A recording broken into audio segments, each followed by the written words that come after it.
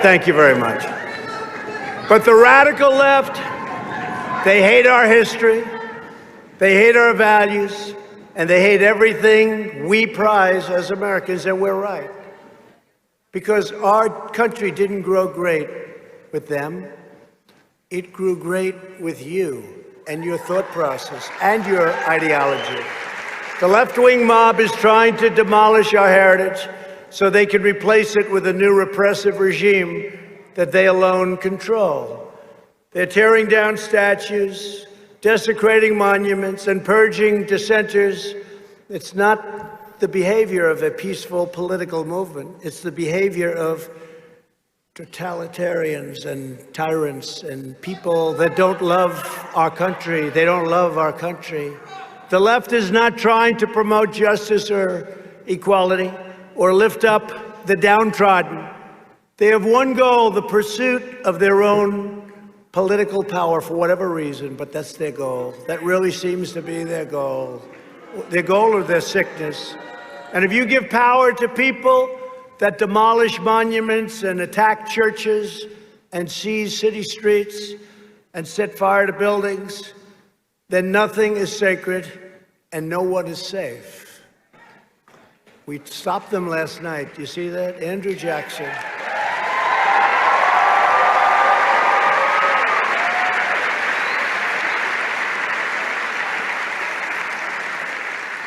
And brought some to jail, and others are going to jail. The problem we have is states. They're weak. They're weak. Many of the governors, many of the mayors, you see what's going on. And it's, by the way, just so you understand, it's all liberal Democrat states. Could you imagine if Sleepy Joe ever became president? This country would be a mess. They would rip down everything, everything. Sleepy Joe. And he wouldn't call the shots. He would have nothing to do with it. Lock him in the Oval Office. Let's just do what we want to do. That's why, and you know, today he's with Obama, President Obama. It only took him, how long, a year and a half to endorse him? What did it take, a year and a half to endorse him? Even after he won, he didn't endorse him for a long time. And he's fighting for Sleepy Joe. You know, he really feels strongly about it, so strongly that he was fighting. He wanted everybody to win, but Joe won. But if you remember in my campaign, he fought harder than crooked Hillary. President Obama fought me harder. He said, you cannot let him win. You cannot this. He was all over the place. I said, this guy's spending all of his time campaigning against me. Who won? That's right.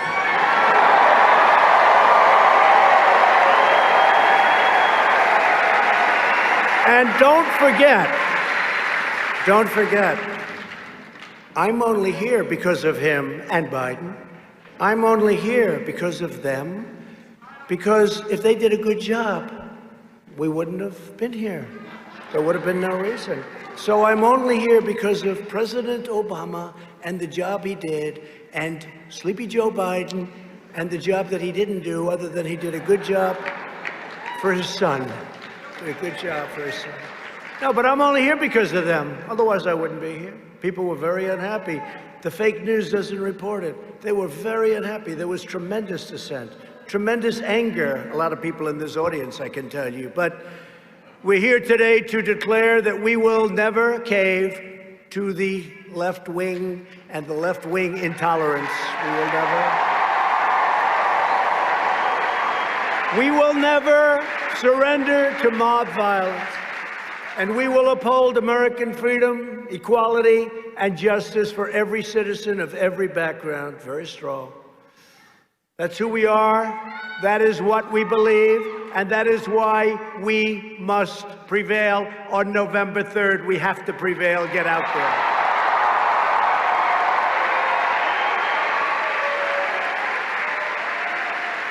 So we're honored to be joined by a great gentleman, a great governor of this state. He won by a lot of votes. And I said to him, Governor, how am I doing? He said, you're doing really well. I said, good, because he knows better than anybody. He really has done a tremendous job as governor. Arizona Governor Doug Ducey. Where is Doug?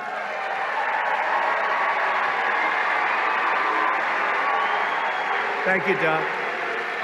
Thank you. And somebody who we need to keep in the Senate, a woman who works very hard. I just got back from something you like, the border wall, Martha McSally. Martha, please. Thank you, Martha. Thank you.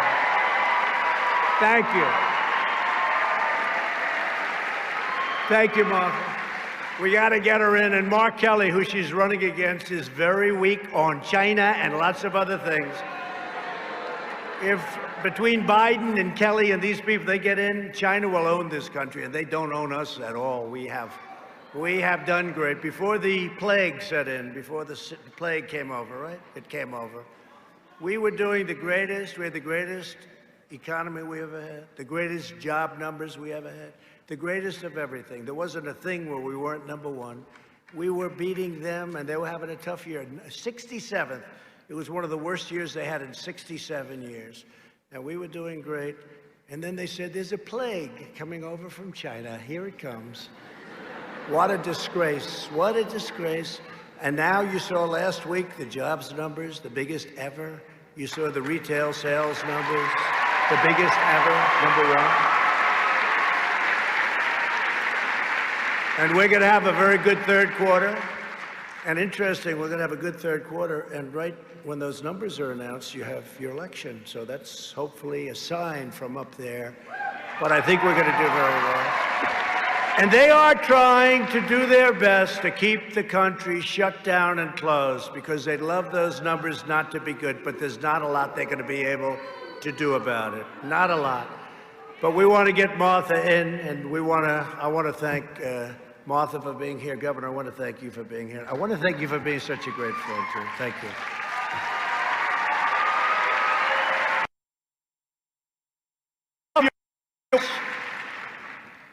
Great representatives, and they fought with me on the impeachment hoax. One of the great hoaxes based on a telephone conversation that was perfect. I'm the only one that got impeached in history, hopefully will be the only one, that got impeached over a perfect telephone call, like perfect. Perfect. This was like the perfect call. I said, wait a minute. I said, we don't need lawyers, just keep reading. Thank goodness we had it transcribed. It was very good that we had it, because remember Adam Schiff got up and he made up a phony story. He made up a phony story. It's what they're all about. I said it before, they're vicious. Paul Gosar, stand up. Paul, where's Paul? Paul, stand up. Paul. Great guy. There's a man, I spoke to him this morning, Andy Biggs. Andy. Great guy. Thank you, Andy. Freedom Caucus. Now that Mark Meadows is our great chief, he's our chief. Mark Meadows. By the way, Mark Meadows is here, too. Let's have it for Mark Meadows. Where's that? Mark Meadows. But Andy took over, and the Freedom Caucus is doing great. Thank you. Thank you, Andy. Somebody I got to know very well during the hoax. Debbie, let's go. She's great. That's another one. Oh, there she is. She just stood out on television. It was like she popped. She did great. I said, you're so lucky you know me, Debbie. Because she really was one of the people, she stood out. Thank you, Deb. Thank you. Another warrior, David Schweikert. David, thank you. Thank you, David. Thank you.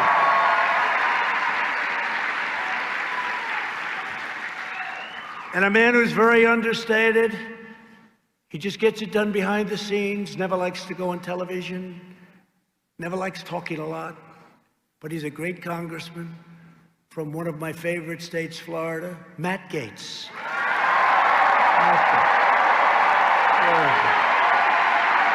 Matt Gaetz. He keeps it low-key and simple, right? No, actually, he keeps it up and not simple. But he's great, and he does a fantastic job. Thank you, Matt. Along with a lot of great people, Arizona Treasurer Kimberly Yee. Kimberly, thank you. House Speaker Rusty Bowers. Rusty, thank you, Rusty. Thank you. Senate President, wow, that's a big deal. Karen Fann. Thank you. So, Madam President, how am I doing in Arizona? Okay? She says yes. She knows. She knows. And Navajo Nation Vice President Myron Lazier. Thank you. I also want to recognize a truly courageous woman, Angel Mom. Is a friend of mine, too, by the way. One of the first people I met when I announced I was going to run. What she has gone through with illegal immigration, nobody will ever go through. Hopefully, nobody ever has to go through. Unfortunately, people will have to do it. But she is one of the first people I met, and she lost a magnificent child to an illegal immigrant, and it's just a horrible thing. And she's spent her life, she spent the last long period of years fighting and fighting and fighting, and people have gotten to respect her greatly. Mary Ann Mendoza, wherever you might be.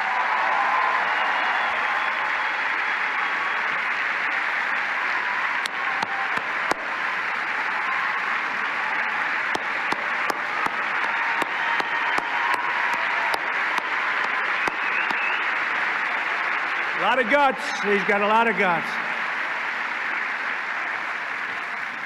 And thank you, a very special thank you to Pastor Luke Barnett and the Dream City Church for hosting us. Where is the pastor? Pastor, is that the pastor? Hey, good looking. Where's the pastor? Where? I want to see this guy. Oh, he's good. I'll be here. I'll get here someday. I'll be here some Sunday morning. Thank you. Thank you very much. Great job, Pastor. I hear great things. Thank you very much. We're also joined by a man who became such a superstar overnight. You know, I put him there as a little bit of a filler, to be honest. He did a great job. He was the ambassador to Germany, right? And he was like, you know, I needed somebody to sit, warm out a chair. He wore out the chair. He didn't warm it. He wore it out, right, Matt Gaetz? He wore out the chair. Richard Grinnell. Where's Richard?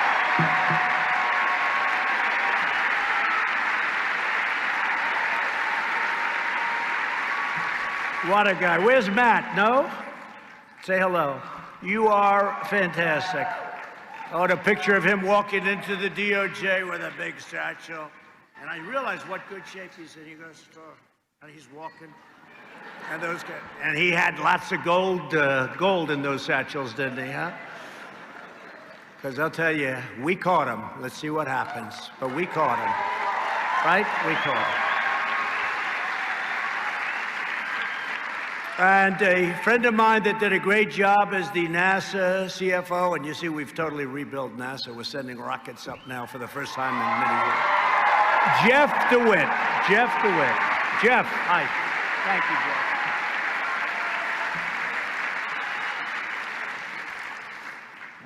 Everyone in this room is bound together by a shared set of moral principles and enduring truths. We believe the United States of America is the greatest and most righteous nation that has ever existed. We're going to keep it that way. We believe that every citizen has the fundamental right to think, to speak, to live, and pray according to their own conscience. We believe that the beloved heroes of American history should not be torn down by militant mobs, but held up as an example to the world. Now they're after George Washington. I said, what did he do wrong, George Washington? Thomas Jefferson. We stopped them. They were heading toward the Jefferson Memorial. They couldn't care less. I think half of them don't even know who Thomas Jefferson is. How about Ulysses S. Grant? They want the Confederate soldiers, but all of a sudden they go after Grant. But he's the one that defeated the Confederate soldiers. So what's that all about? How about Gandhi? How about Churchill? You know, Churchill, because this is going outside of our country now. No, we'll stop it. Don't worry. Just don't worry about it. 10 years is a long time to spend in prison.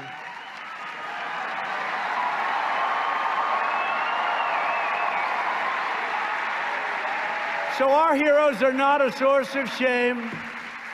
They are an example and something that you can all look up to, a true example of greatness, a point of pride, and we will honor them and cherish them forever. We will cherish them. And we have to cherish our past. We have to cherish good or bad. We have to understand our past. We have to understand our history. Because if we don't know our history, it could all happen again. Have to know our history.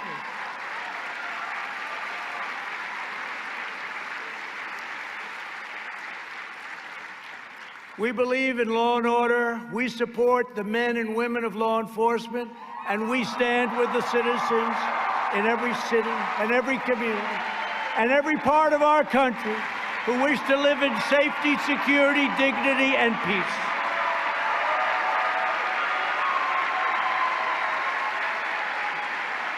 And we know that American patriots don't bow down to foreign powers. We don't back down from left-wing bullies.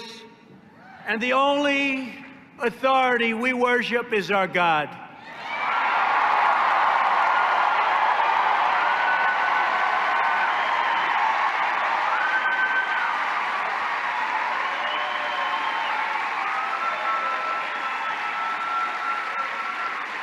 These are the values our country was built upon. These are the values that unite our citizens. And these are the values that powered our civilization to its towering heights, lifting billions from poverty, healing disease, curing illness, and reaching new summits of scientific endeavor, artistic triumph, and human achievement. Guided by these timeless convictions, my administration has been delivering historic gains for the American people.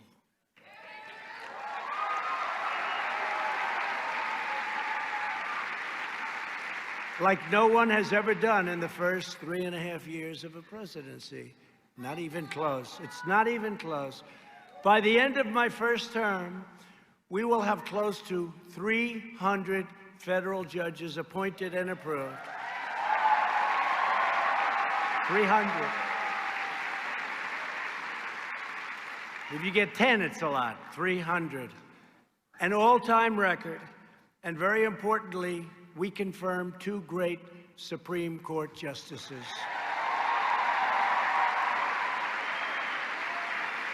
And we have to win because obviously we need more justices on the Supreme Court. People don't realize how important that is. I've always heard it's the most important thing you can do. I always said defense, but that's right there. Supreme Court justices and judges, and we are setting records. We spent over $2 trillion to completely rebuild the awesome power of the United States military.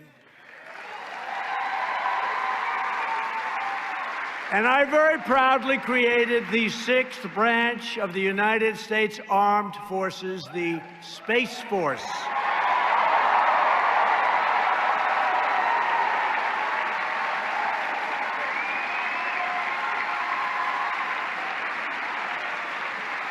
Big deal. That's a big deal.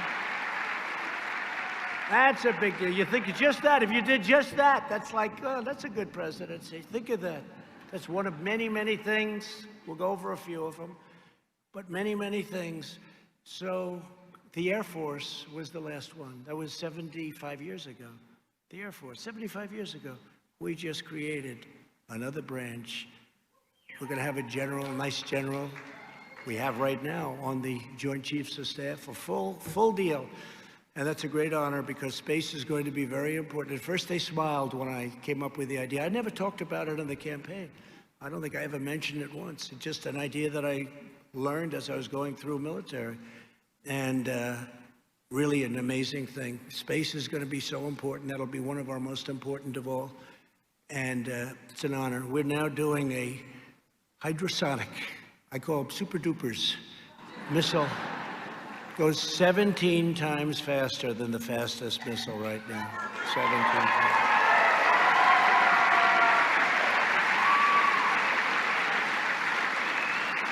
We passed VA choice, a big deal. And VA accountability, a big deal. They've been trying for 50 years, almost 50 years on both. Accountability, they couldn't fire people that treated our vets badly. Now we can say, you're fired. Oh, by the way, you had a big deal. That's right. That's right. You had a big deal in Arizona. I've been reading about it for years now, Doug, where they had somebody stealing in the VA, and they caught him cold, like 500,000, right? That's a lot. They stole 500,000. They couldn't fire him. They couldn't fire him. So between the unions and civil service and all of the things, they couldn't fire him. But we made it so that you can now say, you're fired, get out. Right. And they'll give our veterans the care they so richly deserve. You know, choice is so big. Instead of waiting for a week, 2 weeks, 5 weeks, you have no idea how bad it was. If they have to wait, and they have great doctors, we have great doctors in the VA. If you have to wait, if for any reason there's a delay, you go outside, you get a doctor, you get fixed up, we pay the bill. And it sounds expensive, it's cheap. It's cheap. We save money, most importantly, we save lives. People would get online and they're okay, not feeling well. By the time they see a doctor, in some cases, they are terminally ill. It would take weeks and weeks. And now we have VA choice. That's why you see good stories. 91% approval rating. Okay, 91% approval rating. VA choice. Nobody thought we were going to get that one done. We passed the largest package of tax cuts and tax reforms, and we passed the largest number of regulation cuts by a factor of many times. No other administration, even though in some cases 8 years and in one case more, nobody has cut regulation like we've cut regulation, not even close. And it's one of the reasons we did so well before the plague, and we're doing so well after the plague. It's going away. We eliminated Obamacare's unfair individual mandate, which punished young Americans like you for the privilege of not buying bad health insurance. That's really what it was. You had the privilege of not buying, and you had to pay for it. Not too good, so we got rid of it. That was a big deal. That was one of the most unpopular things anywhere or on any subject. We will always protect people with pre-existing conditions, and you have Martha's pledge that she is going to do that also. So we're going to do that. And the Democrats can't make that pledge because they're going to raise your taxes like crazy. I never heard, you know, all my life, I think Doug can maybe explain it, but Doug, all my life, I'd watch. And the best politicians, they want to cut taxes, not raise taxes. All of a sudden, we're in an age where things are very different, let's face it. Ripping down statues. One of the things is the Democrats want to raise your taxes to a level that nobody can even believe. And it won't be nearly enough to pay for what they want to do. You talk about bad health care. It's just going to be a disaster. But they want to raise everybody's taxes. I always thought it was supposed to be the other way, right? But let's see how they do on November 3rd. I don't think they're going to do too well.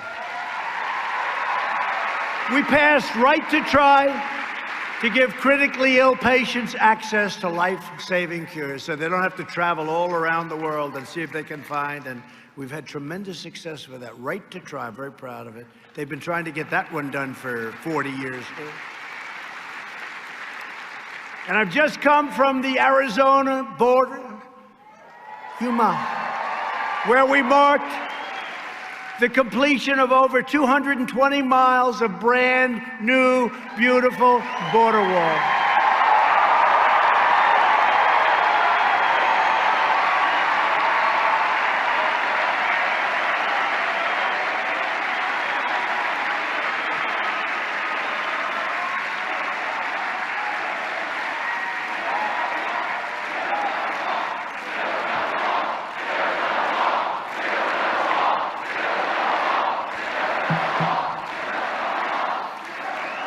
You know, you don't hear about the wall. They don't want to talk about the wall anymore. Do you notice? Never has the Democrat Party fought so hard against something. And do you notice they never talk about the wall? Because in the end, they gave it up. They gave up. We won. We're building it, fully funded. I could build numerous walls with all the money I have, fully funded. But you know why they don't talk about it? Because it's a bad subject. Remember, they used to say it's obsolete. We want drones. Oh, great, the drone's flying around. We're going to watch everyone pour into our country, the drone. Remember, they said the wall's obsolete. And I said today, nobody heard it. I thought it was sort of, I think I said it, but I'm sure people have said it over the years. You know, you're in an industry, in many cases, you have a computer. In about 2 weeks, it's old. It's obsolete, right? In technology, I said to some of the people, I meet them all, I say, the problem with your business, it gets obsolete quick. Two things that will never be obsolete. A wheel and a wall, right? A wheel and a wall. Never. And they'd say, that wall is obsolete. With modern technology, no, modern technology is like, let's watch everybody pour in. Now, we have a wall, so we've built 220 miles. We're going to have, and it's every single element. I met with Border Patrol, who are fantastic, by the way. Every single element they wanted, you have to see through, which makes sense. You have to do all of the different, we have cameras on it, we have sensors on it. It is just 30 feet high. It's very hard. Very hard.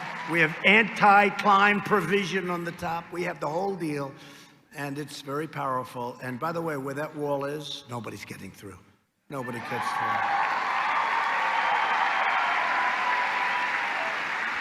We put a chunk, California, off the record. California was saying, please, can we have the wall? This is California. You know, they didn't want the wall. They didn't want the wall. But they wanted the wall, right? Because right next to San Diego is a wonderful town in Mexico. You know the town, I won't mention the name.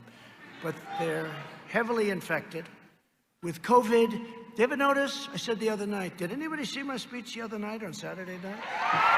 Yeah. So, what I said the other night, there's never been anything where they have so many names. I could give you 19 or 20 names for that, right? It's got all different names. Wuhan. Wuhan was catching on. Coronavirus, right? Kung flu, yeah. Kung flu. COVID-19, COVID. I say, what's the 19? COVID-19, some people can't explain what the 19. Give me the COVID-19. I said, that's an odd name. I could give you many, many names. Some people call it the Chinese flu, the China flu, right? They call it the China as opposed to China, the China. I never see anything like it, but here's the story. We are going to be stronger than ever before, and it's going to be soon. And I think you'll remember, you know, now Biden's going around like he's a tough guy. You know, he doesn't know where the hell he is. Where are you, Joe? Joe, where are you, Joe? Tell me where you are, Joe. But he's going around, I stood up for China. No, his son walked out with $1.5 billion to manage. And what he did, where's Hunter? Remember I said, where's Hunter? They came out with this T-shirt and some guy made a fortune. Where's Hunter? By the way, where is Hunter? Man, he did well as vice president. Could you imagine how Hunter's going to do if this guy ever won? And the father could honestly say, I have no idea what's going on. You know, he could raise his hand. Is that Kaylee? Where's Kaylee? Where is Kaylee? Where is Kaylee? Where is Kaylee? What a job she's done, our press secretary. Where is she? Where is she?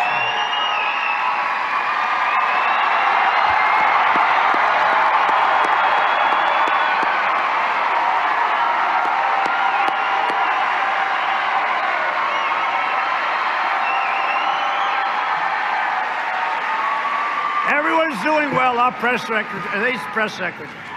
I mean, Sarah's going to be the governor of Arkansas pretty soon, I hope. Sean's got his own show, and this one here, she could run whatever the hell she wanted, but I said, don't run. Don't run, just stay here. We like the job you're doing. No, we're doing great. I stood up to China like no other administration in history. For decades, they've ripped us off. They ripped us off like nobody, and I charged them a little thing called massive tariffs. We took in billions and billions of dollars. They devalued their currency. And, they like to say, our people paid. No, no, no. Our people didn't pay. They devalued their currency in order to pay it. And they also put money out there. Otherwise, they wouldn't have been able to sell their product. But what happened for many years, there's nobody ever that ripped off the United States like China. Nobody. Nobody. Nobody. So now we did a deal, but the ink wasn't dry when the plague flew in. The ink wasn't dry. The deal was great. Everybody was happy. I was thrilled. $250 billion worth of purchases over a short period of time. All great. But the ink wasn't dry, and we got hit by the plague, so I'm not too happy about that. But the long, slow surrender is over, because today and every day we are putting now America first. America comes first.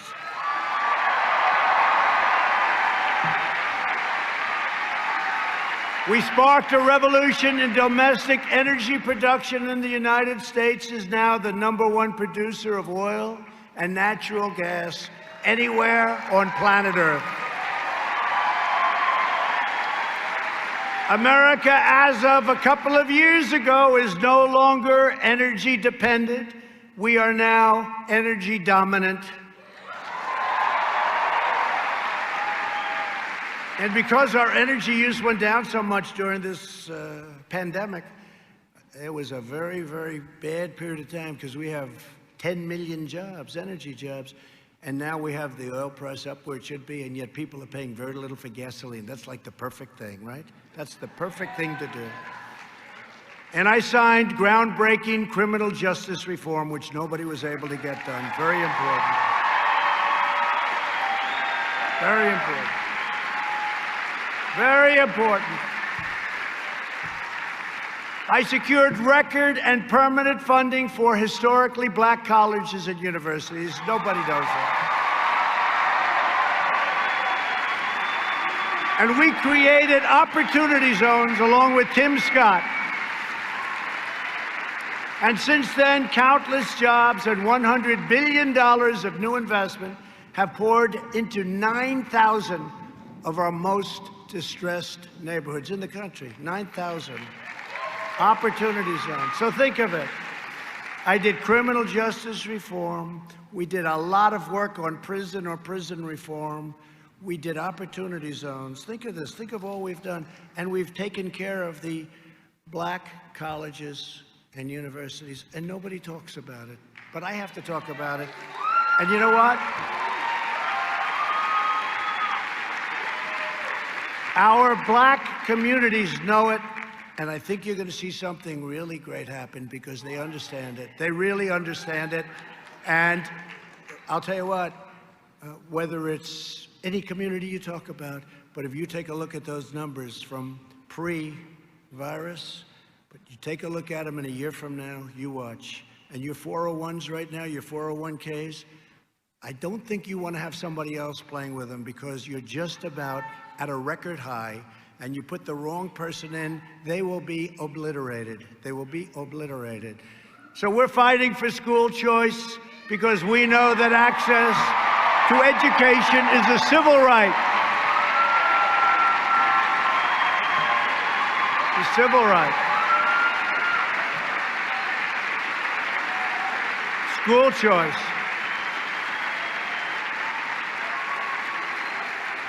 Did you ever see two parties so diametrically opposed to each other? I mean, it's who can be opposed to that? But it's so important, but the Democrats will never, ever allow that to happen. Last month, we returned American astronauts to space aboard American rockets for the first time in nearly a decade. And the United States will be the first nation to plant our beautiful American flag on planet Mars.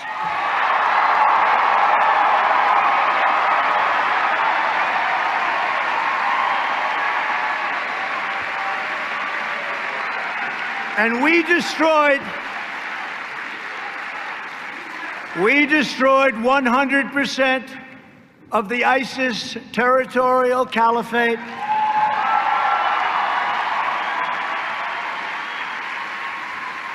And the savage terrorist monsters, al-Baghdadi and Qasem Soleimani, they are both dead.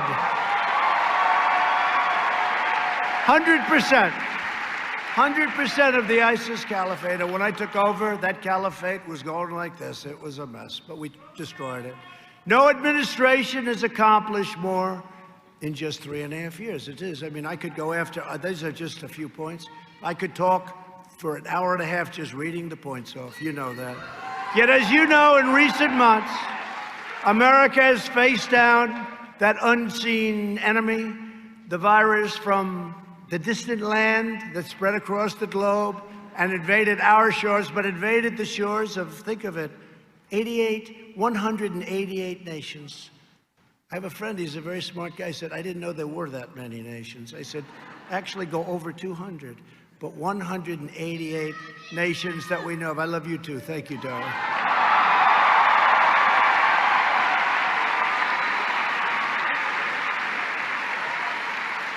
Thank you.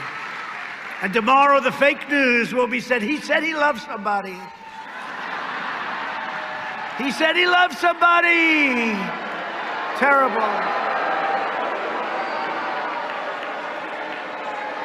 Terrible. I'll be in big trouble, the fake news. They are terrible people. Who are the people that stood up? I just want to stand up, please. Who said, I love you? Let's, whoa.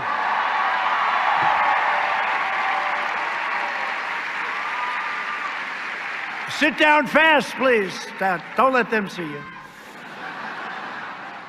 That's a lot of press back there. Look at that. That's the problem. They cover all these speeches. You know, I never have a speech, Doug. I never have a speech where it's not like live television. You know, sometimes you'll have one where you can actually speak and you don't have to worry about like one little slip, one tiny little slip, one word. You could say 10 speeches, one little word, they'll say, he's lost it. No. You know who's lost it? Sleepy Joe has lost it. Sleepy Joe.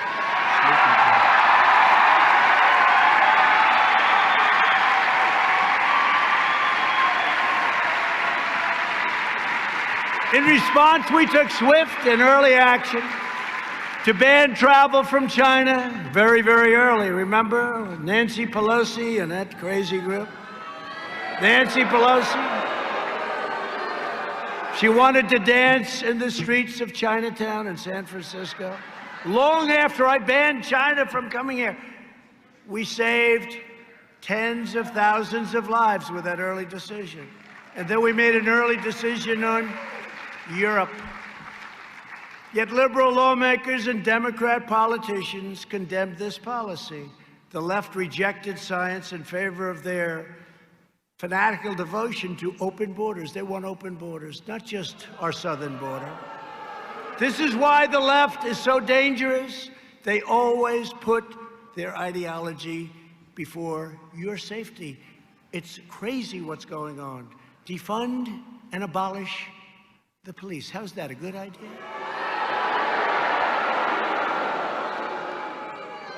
You know, I passed a set. I was in the White House, and there was this set, and it had Dems say, think of it, defund and abolish. I said, what are they going to defund? No, I said, it says defund and abolish. I said, what?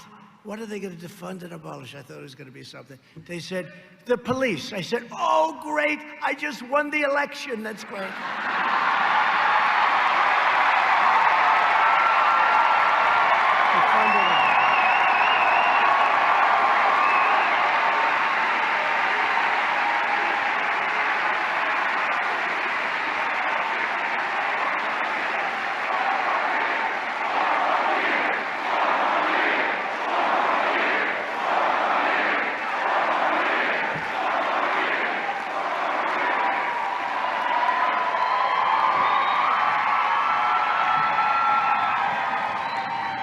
So in addition to issuing a series of aggressive travel bans, my administration launched the greatest national mobilization since World War II.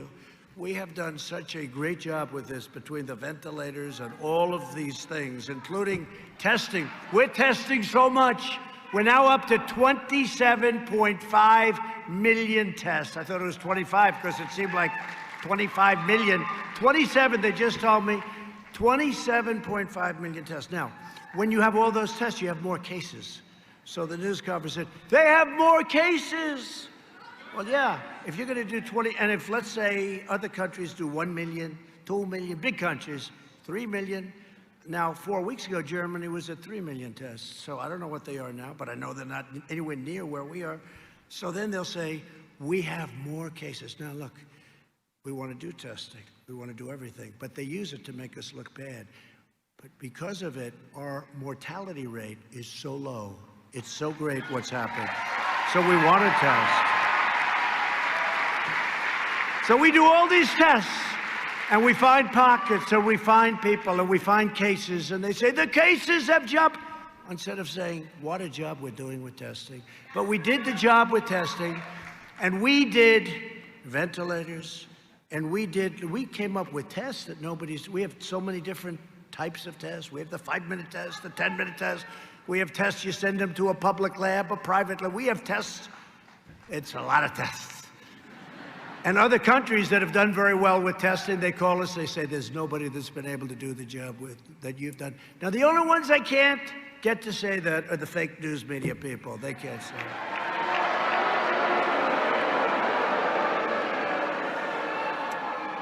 Someday it'll be recognized by history. Someday. But our actions and your selfless sacrifice, and that's what it was, saved hundreds of thousands of lives. We had to do it. And we did the right thing. And I'll tell you what, we did the right thing. Now we opened. We got to get it open because, you know, I said, we got to get it open. People need it. You know, people get sick from the other also. It's not just from the virus. They get sick from all of the other things that happen. You know what I mean? We cut through red tape to accelerate breakthrough therapies and vaccines. We're going to have a vaccine very soon. We distributed 1.5 billion pieces of personal protective equipment. We unleashed the medical and logistical power of the United States military. And thanks to our efforts, not a single American who needed a ventilator has been denied a ventilator. That's impossible. That's impossible.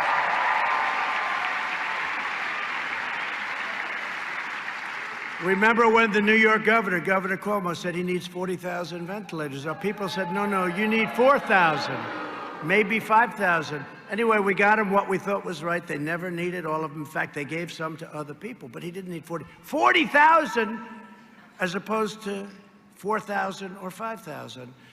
And it worked out great. Then he wanted a hospital built in the Javits Convention Center. We built it, but he didn't use it. He could have used it for the older people. It was brand new, not infected, no infection. Then he wanted the boat. He wanted the boat to come up. The beautiful, beautiful hospital ship. You know what that is called, right? And it came up. They could have used it for senior citizens. They didn't use it. And it's a shame. It's a shame. It's a shame. We're now the chief ventilator producer anywhere in the world. We're helping other countries with ventilators because ventilators are very hard to make. They're very complex. They're big and expensive. And many countries are calling us, asking for help. They need ventilators, and we're able to do it because we're making thousands of ventilators. Think of this, thousands of ventilators a week.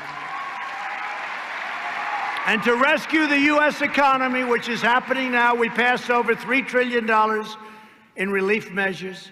We suspended student loan payments and interest for college students.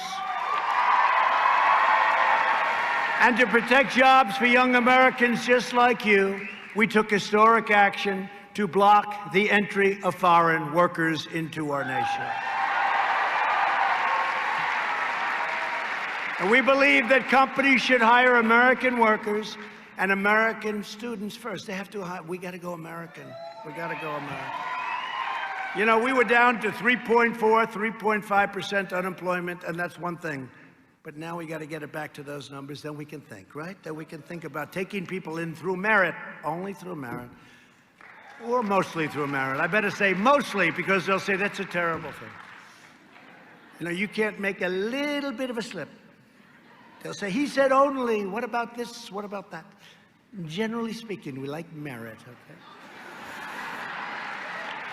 We want American students to fill American jobs. That's the biggest difference between us and the left. We know that our first duty is to take care of our citizens. Make America great again.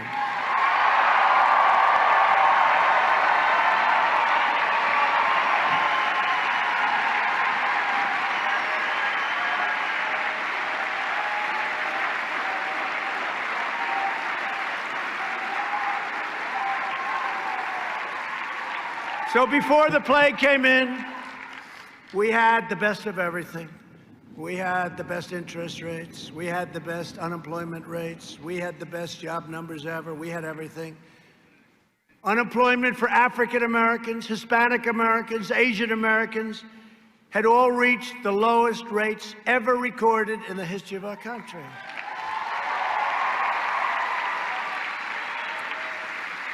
It's amazing how many categories.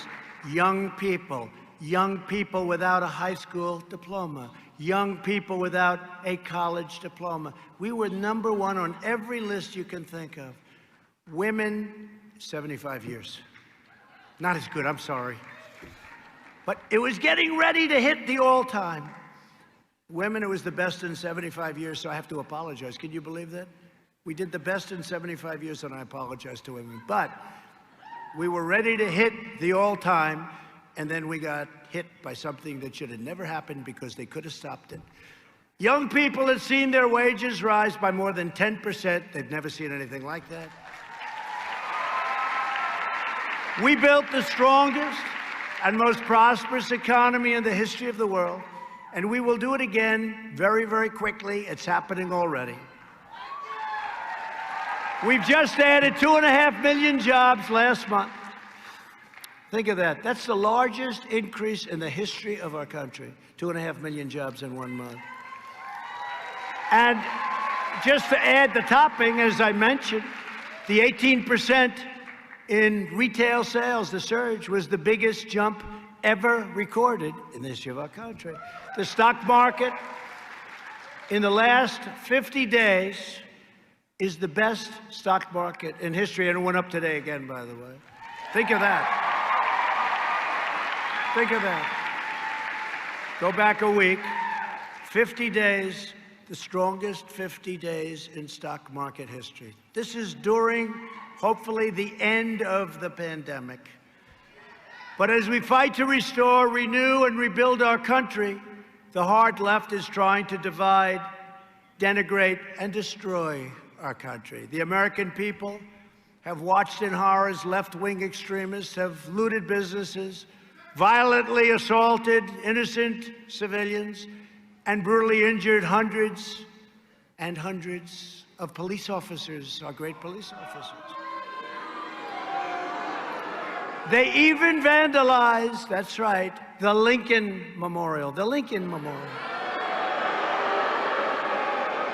The radical left thinks the future belongs to them. No, the future belongs to you. It belongs to people that love our country.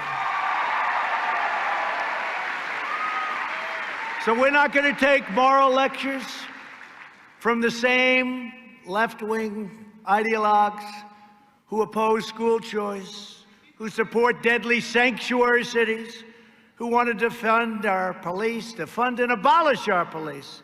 Think of it, defund and abolish is now their theme. And who preside over the violence and mayhem of the 20 most dangerous cities in America, 20 for 20, 20 most dangerous, run by Democrats, and it'll happen to our country if a guy like Joe Biden gets in, because Joe Biden has no control over what's happening. They won't even be talking to him. The murder rate in Detroit and Baltimore is higher than that of El Salvador, Guatemala, or Afghanistan. But the left launches no protests over these travesties. They're travesties because it doesn't serve their radical agenda. Think of that. Tougher than Afghanistan. all run by Democrats. While their movement is based on hate, ours is based on love, love of our family, love of our nation, and love of our fellow citizens.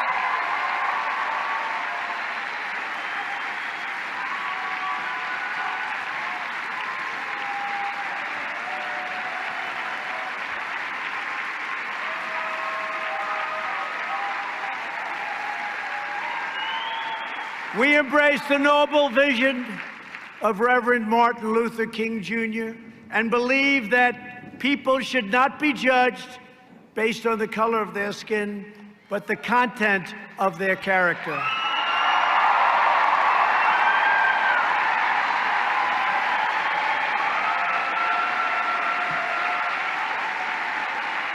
This is a choice of two futures. The left's vision of disunity and discord, or our vision of equal opportunity and equal justice.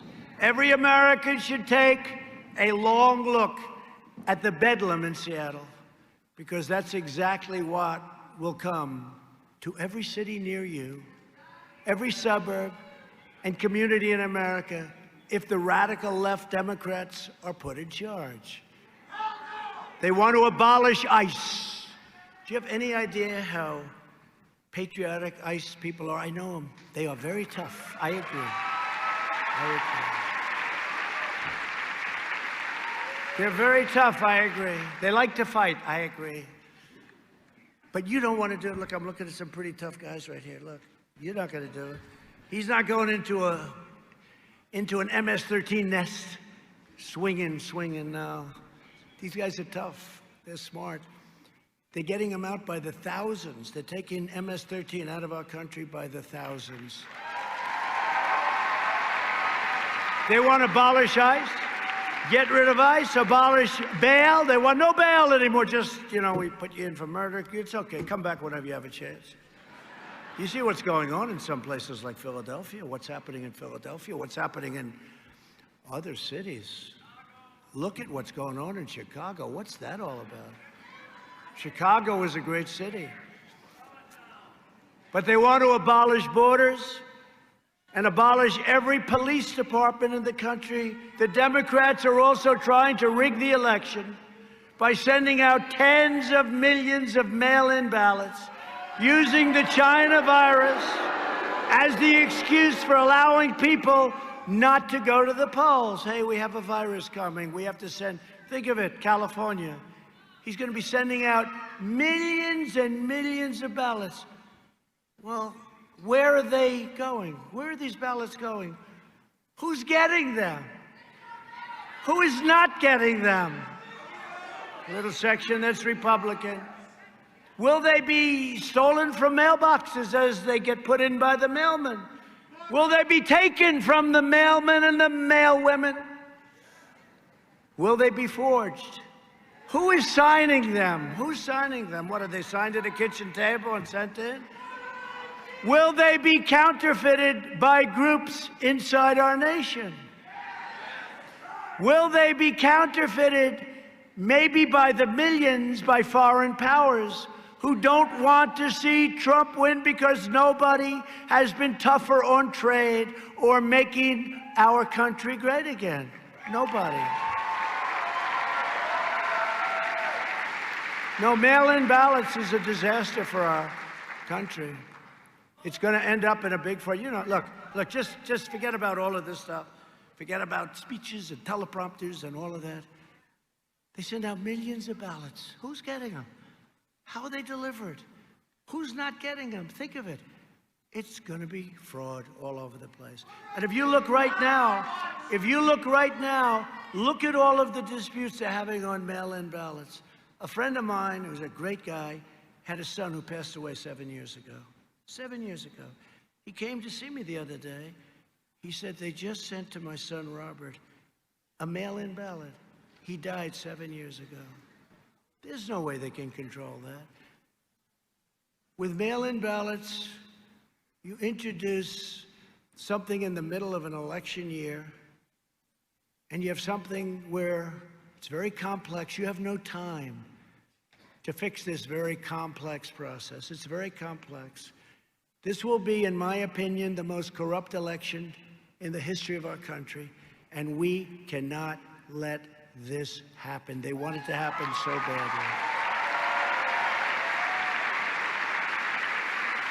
We believe in the sacred principle of one person, one vote, and that's why we are fighting for the integrity of our elections. Absentee ballots are fine. Absentee ballots are fine. Like I live in the White House, and if I can't get to Florida, or you live wherever you live, you can't, but you have to go through a process. Some people just can't make it to a polling station, and they have good reason, but they have to go through this process in order to verify their identity. People went to the polls and voted during World War I. They went to the polls and voted during World War II. We can safely go to the polls and vote during COVID-19.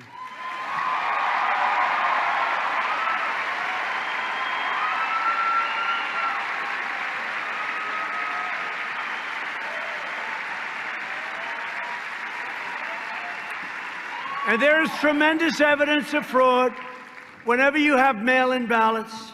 And frankly, if we are really going to protect our elections, and some people don't want to hear this, we must have voter ID.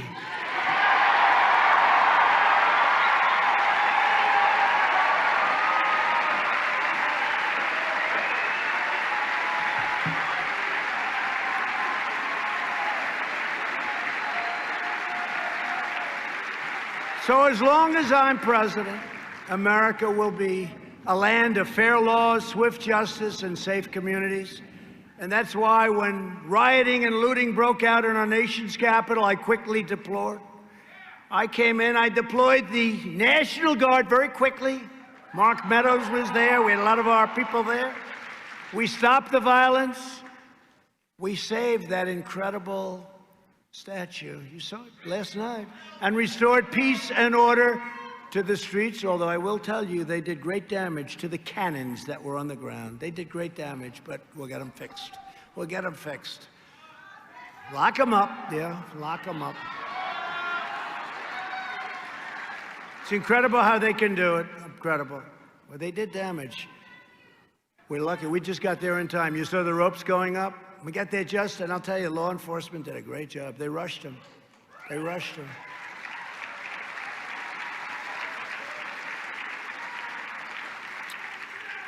And these people fought back, and the law enforcement was much tougher, much sharper, much better. They really had no trouble handling them. It was like handling a baby for them. It was just like a baby.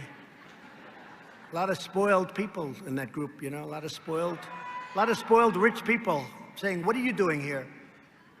I've also made clear that any rioters damaging federal property and defacing our monuments will face severe and lengthy criminal penalties, 10 years.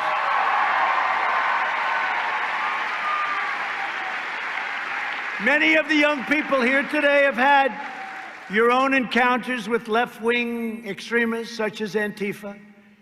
Joining us today are two students from North Carolina State University, great place, great state, Chris Thomas and Jack Bishop.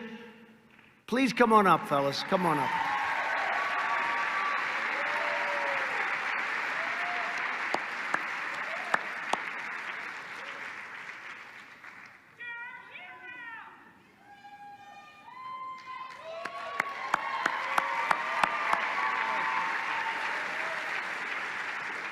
How are you guys, Phoenix?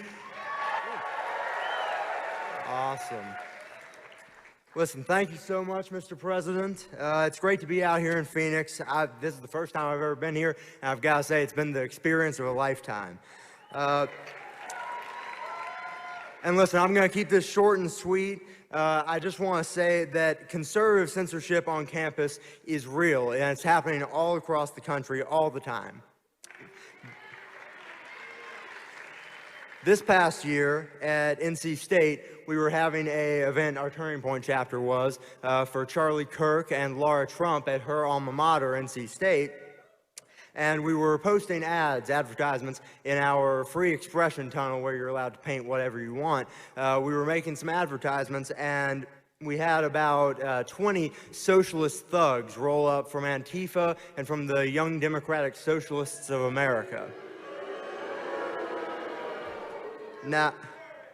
Now, for our trouble, of course, they rolled up and attacked us, and they started spraying all over the work that we had just done. And for my trouble, I stood the line and tried my best to keep them from defacing our ads. And for my trouble, I was spray painted in the eye.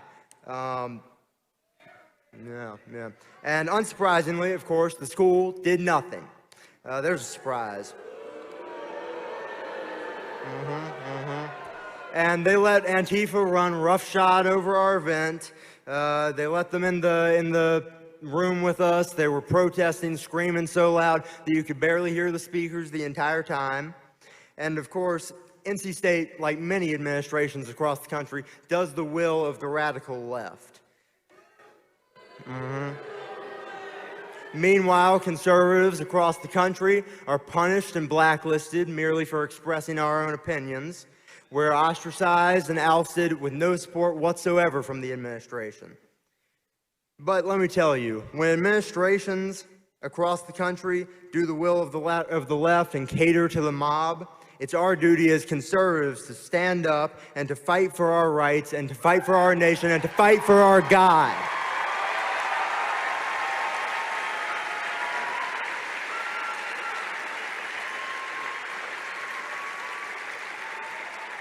And you know, Mr. President, my dad, Congressman Dan Bishop, he likes to say that you like to say that he's not a choker. And let me tell you, Mr. President, us college conservatives, we ain't chokers neither.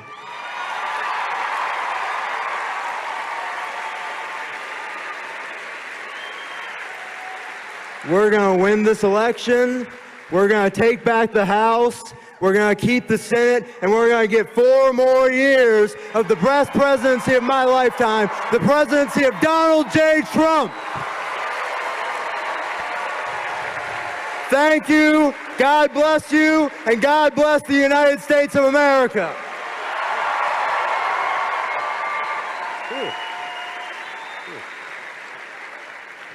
Mr. President, thank you so much. It is an honor to be here with you today. Thank you for giving attention to our situation when the mainstream media back there wouldn't touch the story. Conservatives across this country are treated different every day by their professors and other students on campus. I was mocked by a leftist on my campus, not for my conservative beliefs, but for a medical condition I have that impacts my hair growth and my ability to sweat. I learned that when these leftist ideas fail, they resort to personal attacks because they have no facts to back up their radical beliefs. Imagine how much of a fit the mainstream media would have thrown if 15 to 20 kids in MAGA hats had come up and spray painted a kid in the eye and made someone else for a medical condition they have. Our school, North Carolina State, did not do anything about this. They didn't discipline them, and it was no coincidence that the Antifa logo showed up on the free expression tunnel the next day.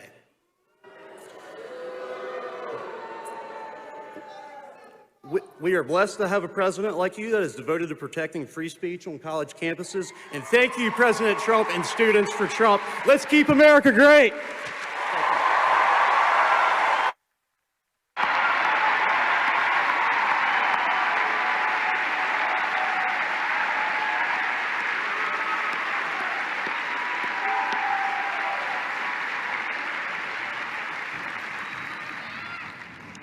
Great job, fellas. Thank you.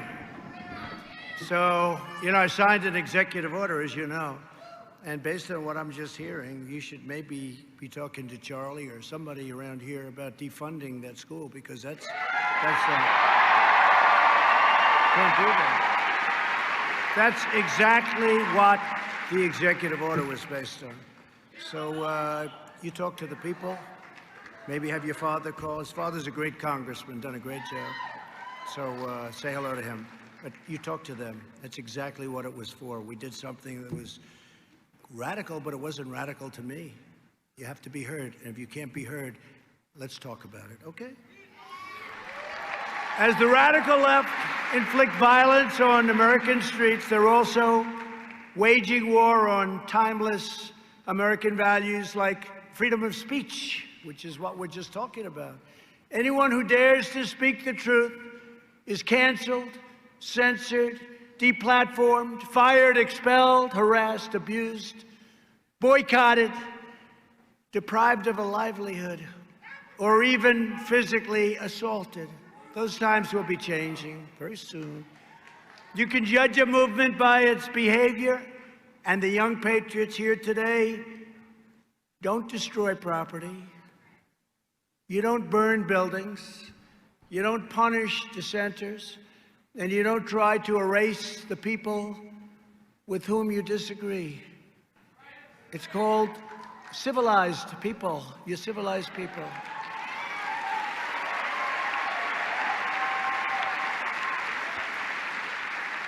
And yet, remember I said this, you're civilized, but you're much tougher than the other side. You're much tougher, much tougher.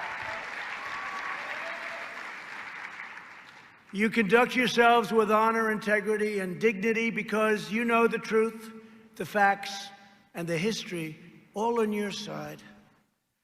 We're joined today by Reagan Escoda, a student at Northwestern State University of Louisiana. Reagan became a target of liberal cancel culture when she dared to stand up for her Christian values instead of bowing to political correctness. Reagan, please come up and say a few words, please.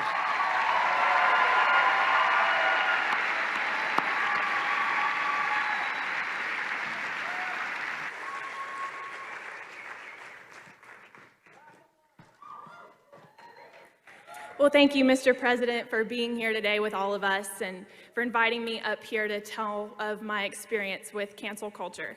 My name is Reagan Escoda. I graduated from Northwestern State University of Louisiana in 2019, and I started my first job at a small private insurance company in Louisiana. A few weeks ago, amidst all this chaos that we're seeing with the Black Lives Matter movement, I made a video on my Instagram, and I talked about how disappointed I am in the church's reaction to the Black Lives Matter movement. I've seen pastors call for white congregants to kneel and to apologize for the skin that God gave them. And I addressed these evangelical pastors and leaders and reminded them that racism is a problem in the heart. It is a sin problem that cannot be resolved by any law, protest, or march.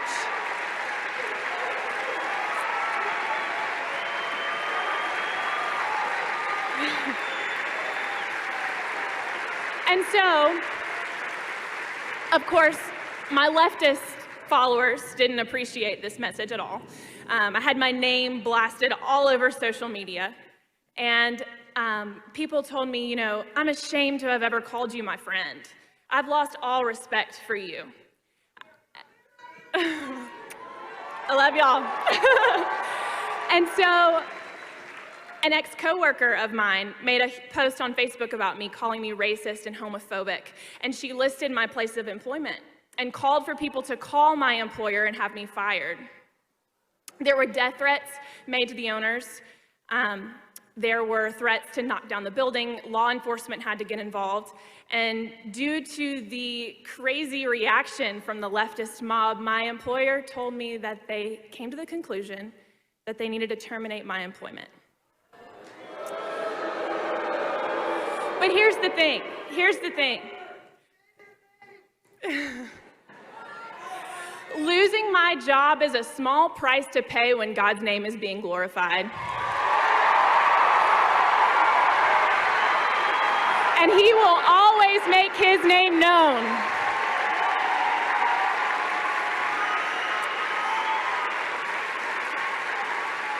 But I share this story with you. I share this story with you because what happened to me is just a small example of something that's happening on a much larger scale in our nation. Aunt Jemima was canceled. And if you didn't know, Nancy Green, the original first Aunt Jemima, she was a picture of the American dream. She was a freed slave who went on to be the face of the pancake syrup that we love and have in our pantries today. She fought for equality, and now the leftist mob is trying to erase her legacy. And might I mention how privileged we are as a nation if our biggest concern is a bottle of pancake syrup?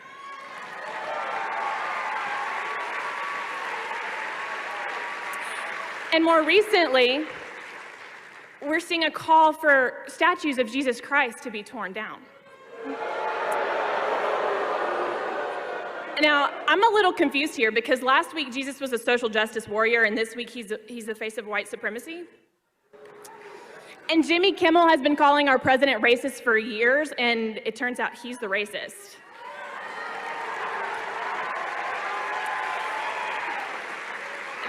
There's governors that are getting away with wearing blackface. That's just sliding under the radar. So I want to encourage you all to stand firm in your beliefs. We need truth. We need hard, cold facts and truth now more than we ever have before. And we are so blessed to have a president who stands on the front lines, walks through the fire every day to fight for our God-given American freedoms.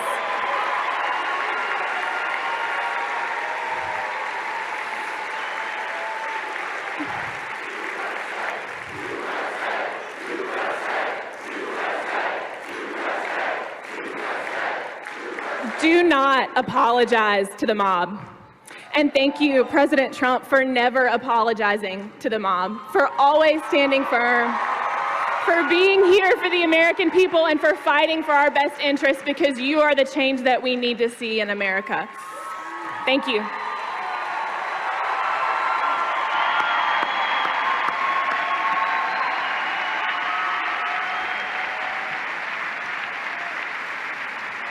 Thank you, Reagan. That was beautiful. You know, as your story reminds us, Reagan, true courage is defying the left's orthodoxy, not submitting to. We don't submit. Nobody should be submitting because we're winning and we're going to win, but you don't submit. The fake news progressive companies right there, they're right back there watching us, and other institutions merely towing the left-wing line have sacrificed their intellectual credibility and professional integrity. They have very little integrity left. Some of them have none. You're the ones taking real risks. You're showing real guts and making a virtuous stand. With the rise of social media, massive multinational tech companies have tried to clamp down on American democracy. That even means on me. And as everyone knows, they're using their enormous power to silence conservative voices. You know that. It's not even close. I don't even think they're hiding it anymore. To protect our democracy, I signed an executive order to remove legal protections for social media companies that unjustly censor American citizens.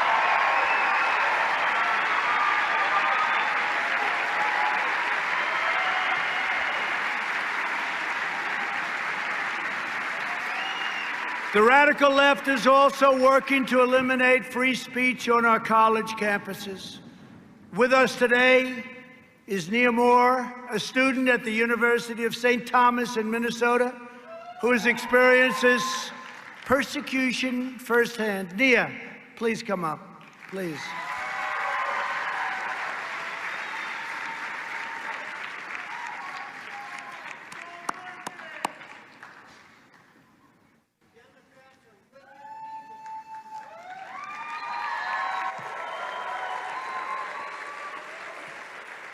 First, I just want to say thank you to Mr. President for having me on stage today. So, if you didn't know much about Minnesota about a month ago, I'm sure you've seen us in the headlines over the past few weeks. The DFL is successfully moving our state farther to the left more and more each day. Now, that isn't because people aren't conservative in Minnesota. It's because they're hell-bent on demonizing us at every turn. I began my career working in politics with Turning Point USA.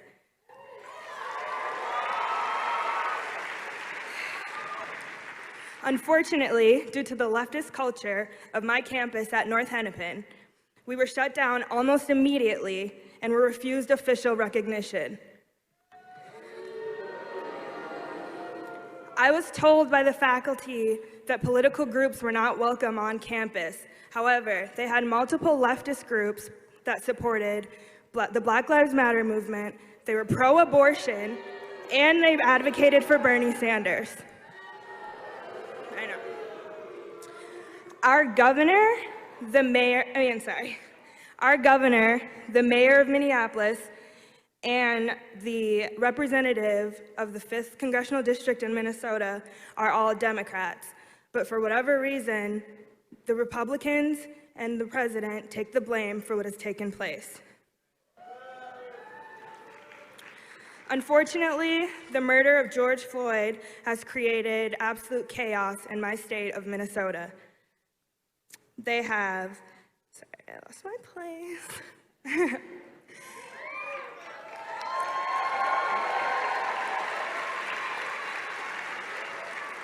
Ever since the murder of George Floyd, I have not seen as much division, deceit, and destruction in my life. Black Lives Matter only makes a scene during election years. How convenient that they made the biggest scene of all during the year of the most important election of our time.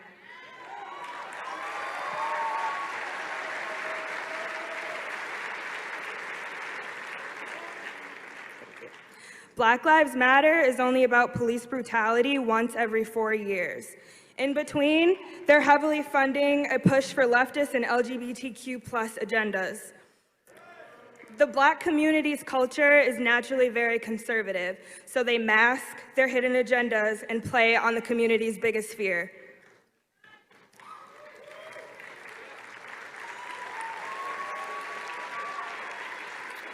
If Black Lives Matter truly cared about Black lives, they would not have allowed the riots to destroy Black businesses and Black communities.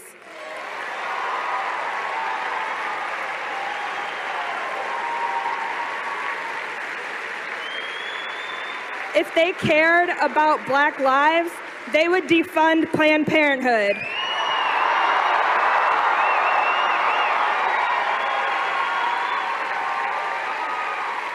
If Black Lives Matter cared about Black lives, they would address the astronomically high numbers of Black-on-Black crime in inner cities.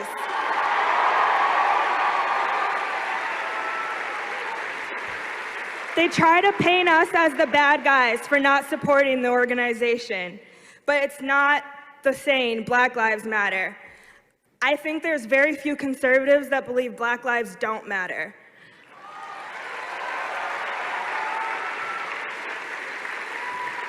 We do believe Black lives matter. We just believe they all matter, not just the lives the left chooses to exploit.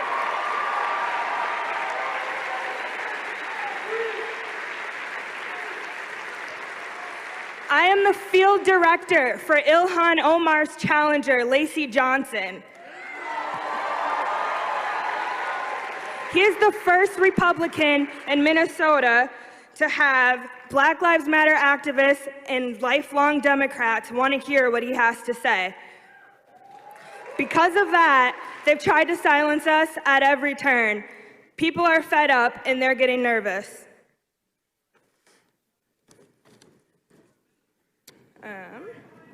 They will stop at nothing to keep their hold on us, even if that means lying to the very people they're supposed to represent. Mr. President, I just want to say thank you for being a great example of a big tent Republican. The president has never needed the Black vote to win, but he has still done incredible work with prison reform, lowering Black unemployment, funding HBCUs, and stimulating the Black community with opportunity zones. All without pandering. Once upon a time, the president asked the Black community what we had to lose. We didn't have anything, but now we do. Thank you, Mr. President. Thank you. Thank you, Nia.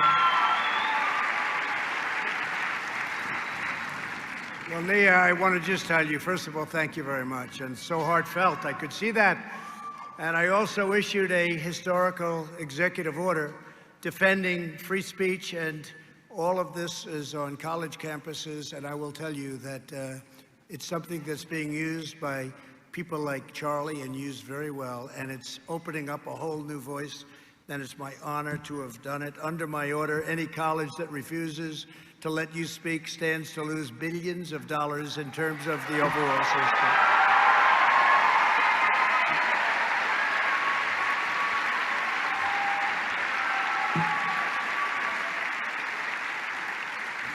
So we've done a lot. We've really gone very far. We've taken it to a level that nobody's ever taken it, and it's my honor to have done it. It's people like you that I do it for. When you think about it, it's people like you. You're going to be the ones. You're going to be the ones that are at the crossroads of history. That's where you are right now. You're at a crossroads. Everything our forefathers built, everything generations past, they shed their blood to defend, the very survival of our freedoms, our rights, and our republic, they're all at stake. This is a very big time in our country. It's a time like perhaps no other. But standing here before you today, I have never been more confident that America will rise to new heights of greatness and glory, because your generation is proving that your hearts are filled with the fire and the fervor of true American patriots.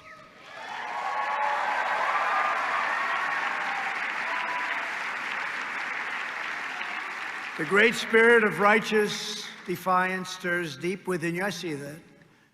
It's the same spirit that drove America's founders and frontiersmen, people that built our nation, people that succeeded, people that worked hard, people that failed. People that failed. Some people failed and then they made it bigger than anyone would have ever believed possible. To defend all of your liberties, to secure your independence and establish this noble fortress of freedom. It's the same spirit that compels each of you to stand strong against the dull, mindless, soul-crushing conformity mandated by far-left pundits, professors, and liberal politicians. They're taking our country in the wrong direction. And it's the same fierce and untamed American spirit that will lead the young, patriotic Americans of this generation to serve our country, and you will serve it well. You will serve it so well. Together, we will restore our economy quickly. We will rebuild our nation.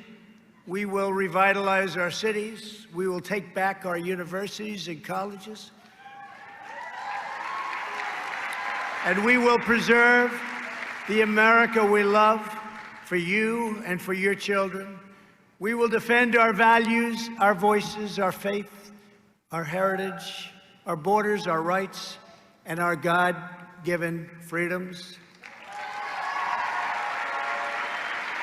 Calling on the boldness and bravery of your generation, we will unite citizens of every race and color, religion and creed, as one people, one family, and one extraordinary nation under God.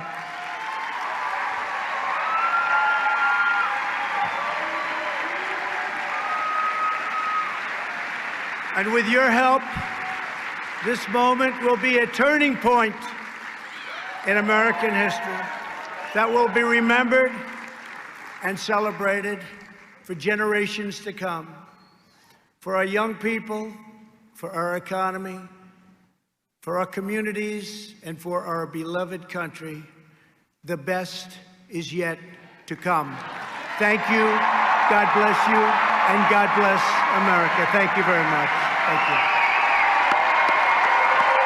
Thanks for watching, and if you haven't already, please consider subscribing to our channel. And while you're at it, please leave us a comment. Thank you for watching.